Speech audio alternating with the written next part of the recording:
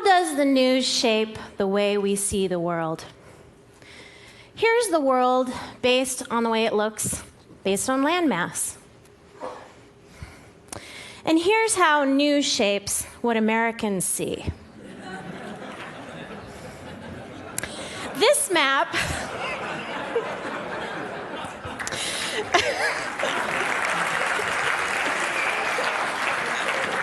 This map shows the number of seconds that American network and cable news organizations dedicated to news stories by country in February of 2007, just 1 year ago.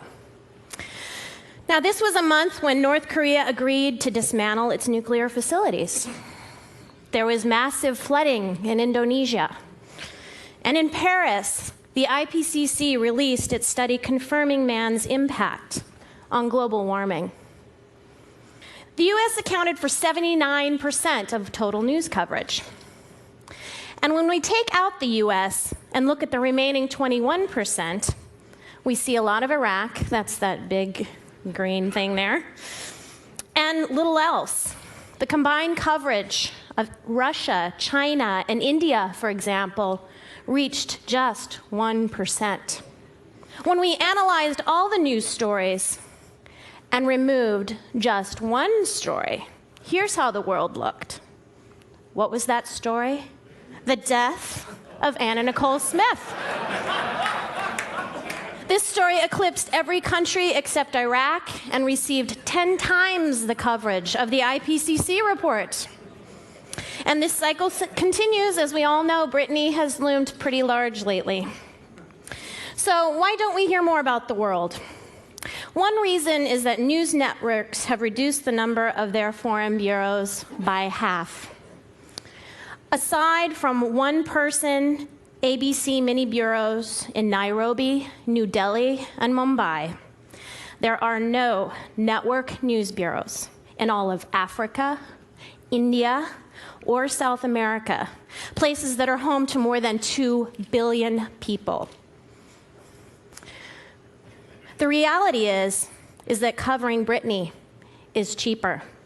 And this lack of global coverage is all the more disturbing when we see where people go for news. Local TV news looms large, and unfortunately only dedicates 12% of its coverage to international news. And what about the web?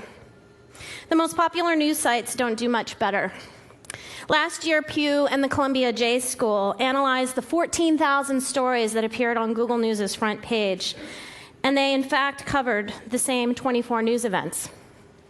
Similarly, a study in e-content showed that much of global news from US news creators is recycled stories from the AP wire services and Reuters, and don't put things into a context that people can understand their connection to it. So, if you put it all together, this could help explain why today's college graduates, as well as less educated Americans, know less about the world than their counterparts did 20 years ago. And if you think that it's simply because we are not interested, you would be wrong. In recent years, Americans who say they closely follow global news most of the time grew to over 50%. The real question is this distorted worldview what we want for Americans in our increasingly interconnected world? I know we can do better, and can we afford not to? Thank you.